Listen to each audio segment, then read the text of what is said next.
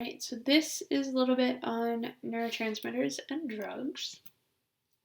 If you are feeling like you either are curious or you need more information, this YouTube channel, Neuroscientifically Challenged, is really helpful. So just putting that out there.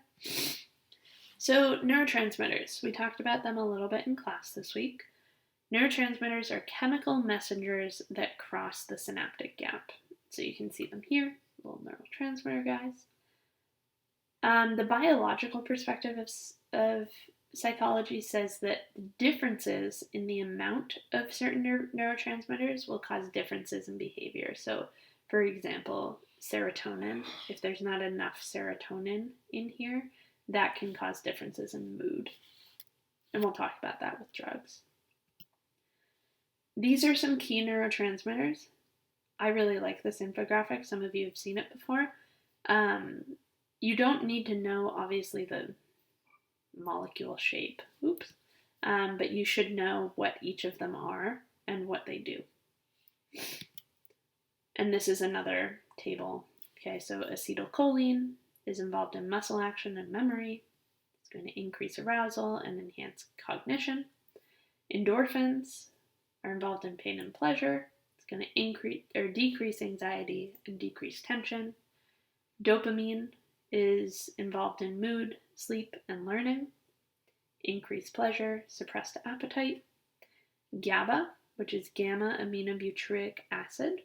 It's going to be involved with brain function and sleep, and it can have the effect of decreasing anxiety and decreasing tension. Glutamate is involved in memory and learning. It's going to increase learning and enhance memory. Norepinephrine is involved in heart, intestines, and alertness. It's increased arousal, suppressed appetite, and serotonin is involved in mood and sleep. It's going to modulate your mood and suppress your appetite. So, one common activity that gives you neurotransmitters is your runner's high, right? That's going to release endorphins. Endorphins are chemically the same as epinephrine, except they're technically a hormone. And that's the natural version of morphine, so you feel really good when you've exercised. Another common neurotransmitter activity is Parkinson's disease. I say kind of common because you've heard of it, but not so common that you all have it. Muhammad Ali is one person who had Parkinson's disease, and Parkinson's disease is characterized by too little dopamine, which is thought to help us with motor movement. So when you have Parkinson's disease, you lose muscle control, and it often produces muscle tremors, a lot of shaking. Too much dopamine, on the other hand, is associated with schizophrenia. Now notice that I said associated and not cause, because there are many different things that can cause a mental illness. So what does this have to do with the use of drugs? This is a normal synapse, right? You've got your sending neuron, sending the action potential. You've got your vesicles releasing neurotransmitters into the synaptic gap and binding with the receiving molecule. So this is, hypothetically, a serotonin molecule. Then, after it is connected, it is reuptaken into the sending axon. What a drug, like an SSRI, a selective serotonin reuptake inhibitor, that's going to actually block the reuptake. So this is something like Prozac. Okay, so it fits into, kind of like a key in a lock, it fits into these reuptake transporter proteins, which forces the serotonin to stay in the synapse. That effectively means that you have more serotonin working at a time, so it's going to improve your mood, because it's not being reuptaken back into the axon.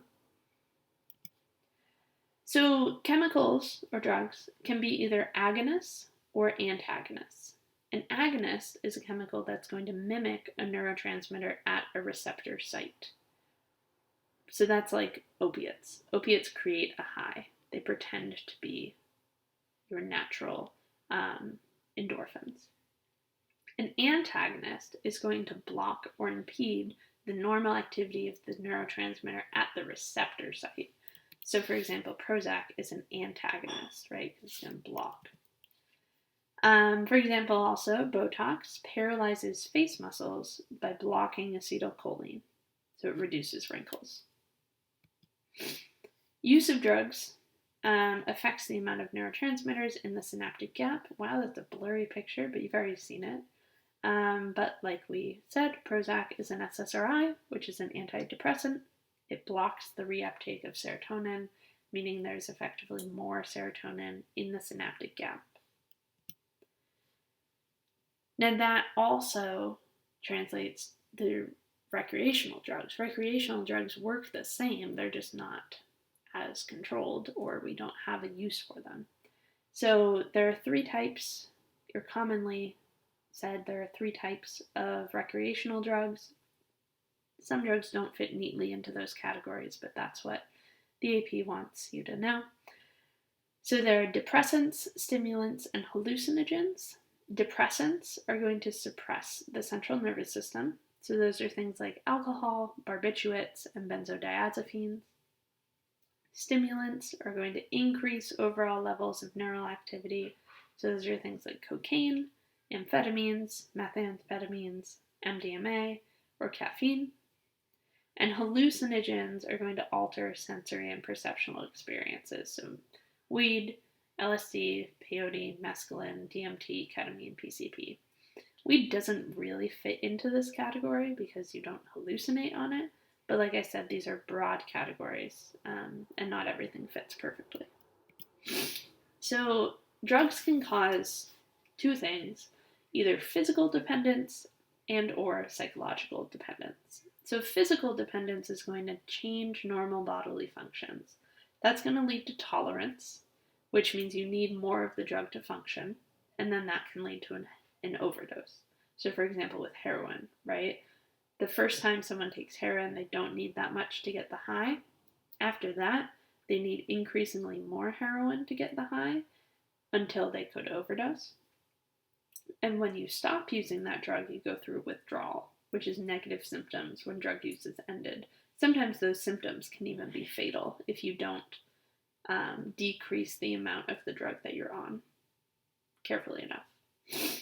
Psychological dependence is rather the emotional need for the drug to relieve psychological distress. So that's going to lead to craving, but you're not actually going to go through withdrawal physically if you stop the drug.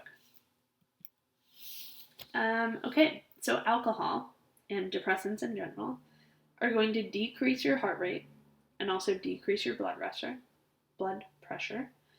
Low doses are going to increase relaxation and decrease your inhibitions, which is why people enjoy drinking alcohol, because they feel like they can relax. And they can also, you get this thing called liquid courage, right?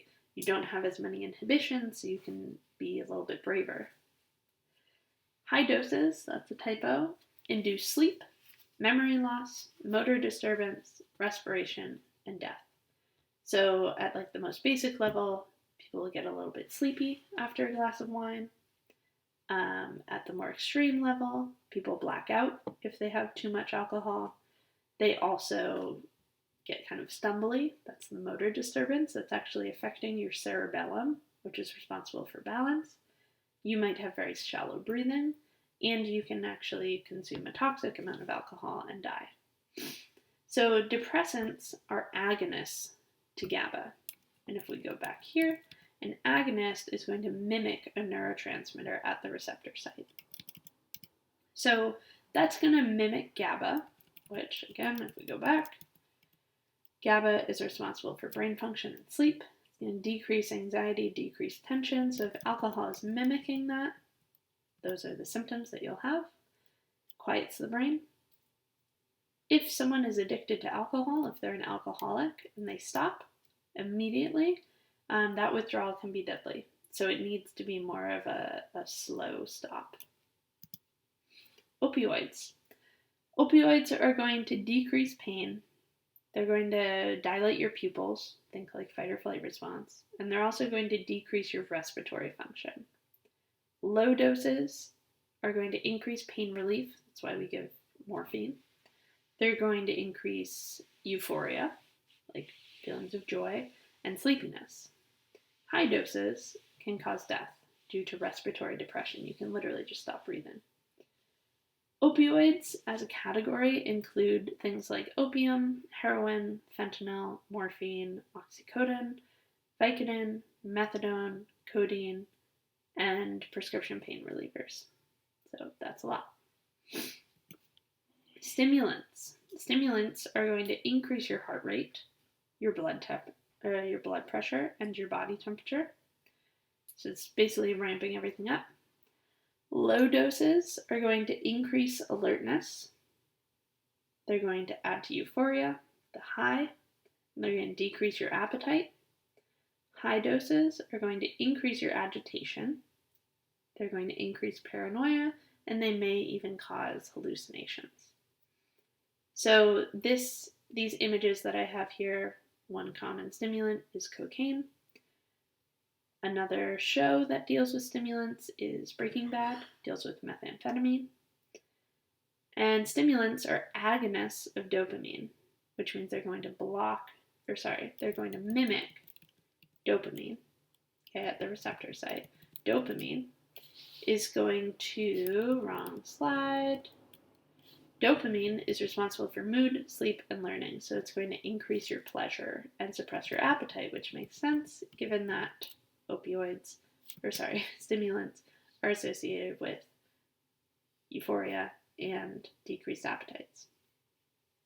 This is highly associated with the reward and craving system, so there's a high abuse rate. It's very easy to get addicted to stimulants. These are some other stimulants. Caffeine is a stimulant. Nicotine, cigarettes are a stimulant, and also MDMA. And we have hallucinogens. So hallucinogens are going to increase your heart rate and your blood pressure. You're going to have perceptual changes, visual hallucinations, body sensations, so feeling things that aren't there, and a skewed perception of the passage of time.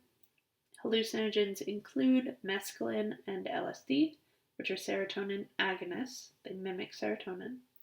PCP and ketamine, which are antagonists of NMDA.